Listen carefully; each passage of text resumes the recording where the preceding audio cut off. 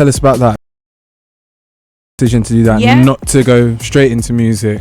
Yeah, so I used to run away from music, you know. I think like I grew up very multi-talented, and so like being able to just do multiple things, I had different gifts, and so I think I was like, let me do something else other than maybe like what may have been like expected. And because I love like TV presenting, and I used to just pretend I was like a little journalist when I was younger. I just figured I may as well, you know, study that. There's nothing else in university I had any interest in studying, like, and at the time, because music wasn't my direct path or I thought I was gonna do for the rest of my life, you know, naturally you finish uni, you finish college, you guys like say, hey, college, uni, sixth form, and you know, all my friends are going to university, like they're becoming doctors and lawyers, and I'm like, well, all right. So it was really one of those things. And then you know, Canada is a great place to study. I'm a citizen of both Jamaica and Canada, so I just went to school there, and so that was that. And it was great though, because you know what, like studying that like helps me as an artist in so many different ways, like with everything, like marketing yourself, how to communicate, writing. You know, like right now I don't have a PR person. Like I write all of my stuff, like my bio or my press kits and all of those things. Like I'm the one that has done it. All of my social media stuff, like I handle it for the most part.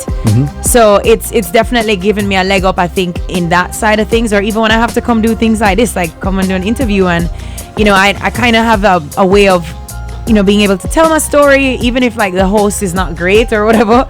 I'll be like, oh, okay, I know how to angle this. Thanks, whole thing. You're great, you're good. Yeah, the host sucks. But you know what I mean? It's and I'm not afraid of the camera. I don't feel uncomfortable when people put out, you know, they ask you questions. You just know how to manage yourself, and that's something that, I mean, a lot of artists really should do media training. Like, it's a skill really needed. The more you grow and stuff like that, and the media is important. Like, you tell our story, right? Like, so I do believe strongly in making sure that you are like giving the media the best of yourself so that they can tell your story to other people. That's it, right? Because that's what like this whole business of entertainment is about. Absolutely. So yeah, I didn't jump straight into the music, but I think, you know, everybody's path is different. So you leave Canada and you return back to Jamaica. How smooth was the transition from a post-grad into a musicianship, you know, into that career? And then, you know, the journey into Paradise Plumbing, linking up with Teflon. How did that all kind of happen? So, I mean, I think the journey first started like where I was first, like when I started to feel that call towards music, I started to do very small things to break my like personal maybe chains or whatever the case is, you know. So I started to just go on Instagram and post little videos of myself singing with my guitar, and I had this hashtag called Naomi Sings, and so that hashtag, you know, it goes like 3-4 years back now. And so I just started to do things like first I just was putting myself out there, even in my small circle of like how many people I had on Instagram at the time. So there was that. And then I didn't move home immediately. Like I worked, you know, for different companies in different jobs and stuff. But when I finally made the decision to go back home, I had already kind of mentally been at a point where I was like, all right, I gotta do this. You see me? So when I said I'm gonna do this, when I got home, it was just more of like hitting the ground running. When I released that song, Things You Say You Love, and then I just found different ways to put myself on different platforms. Like if I heard about shows happening, I would just like call promoters up and just say, hey, can I come on the show? I'll open the show, I'll sing for free, whatever the case is.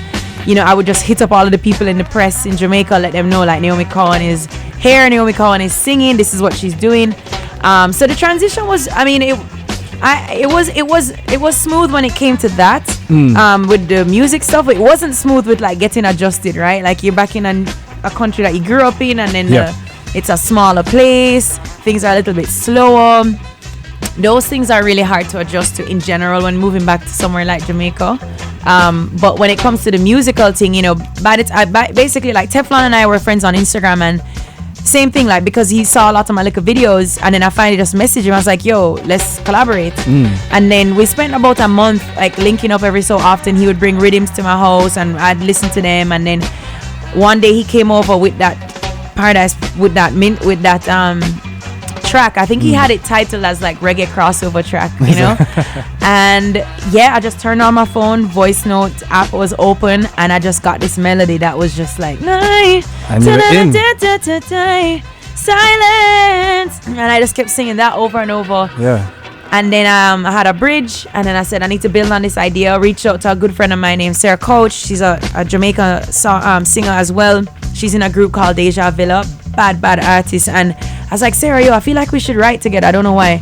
And I just brought a bottle of wine to her house, and we just waxed off the wine and finished the song. It was so cool. It was one of those things. And amazing. So yeah, it was a cool it was a good transition. I mean, everything takes time, you know. I've been back home for like 2 years now, and then look at me, I'm here now. You're here. You. That's it. So you mentioned the shows, you know, putting yourself out there for the show, and you actually did one of the biggest shows in Jamaica. Yourself, Savannah, Leela and Coffee. Yeah. Put on by Protege. Yeah, we did Live from Kingston. Yeah, what was that like? Oh man, that was like, honestly, that event. Ooh, low back. That event was, the word I would use was just magical. I mean, the atmosphere. First of all, it was in this venue called Skyline Levels, which is like it looks over Kingston. So it looks like this, except it's real. Like you're seeing all of the lights and everything, and everybody that came there came to support the female artists. It was an all-female lineup, so the love was already there. You never had to put up a fight. Like you never, you never had to try too hard. You just could just perform because everybody that came, they were looking forward to supporting us. It was packed. I mean, I heard that there was parking all the way down to the bottom of the hill where the venue was. Like people were walking up, and I think what was special is like everyone was just singing along to our music, and it was a community of creatives as well, just Kingstonians that are all about the music, all about creativity.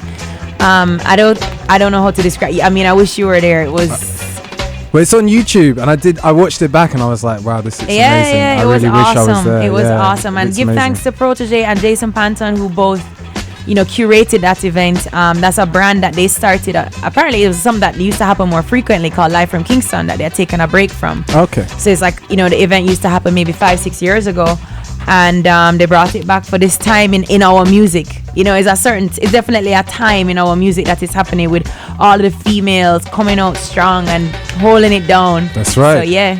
Now, on Sunday you performed inside a packed tent for the City Splash and Rockers LDN stage at Cross the Tracks Festival inside Brockwell Park. Your first time ever performing in the UK. Yeah. And you lit up the place. It was amazing. Great to be on stage with you. How was it for you, first time performing in the UK? Oh man, it was cold.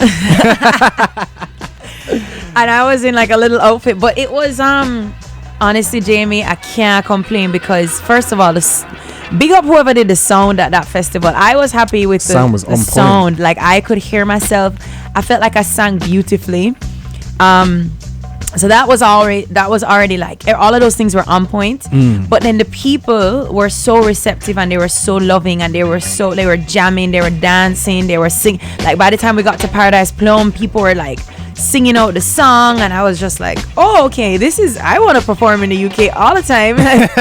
and it was in the daytime. In Jamaica we're so used to performing late in the show and only for people reach, but this was honestly, it was love filled, and I'm excited because I come back in August for Boomtown Fair, which is going to be in Hampshire. I think that's around early August. So, I'm super excited about that. Amazing. Most definitely. Now I want to play another song, and you perform this at the festival. It's called Climbing. Yeah. I really like this song. It's unreleased, but Reprezent Radio gets a bus. We get a bus. Come on. Who's it produced by? It's a Trinidadian producer. Yeah, his name is mistaken. Wiz. Wiz. Yeah. Big up Wiz. Let's Big get it up on. Wiz.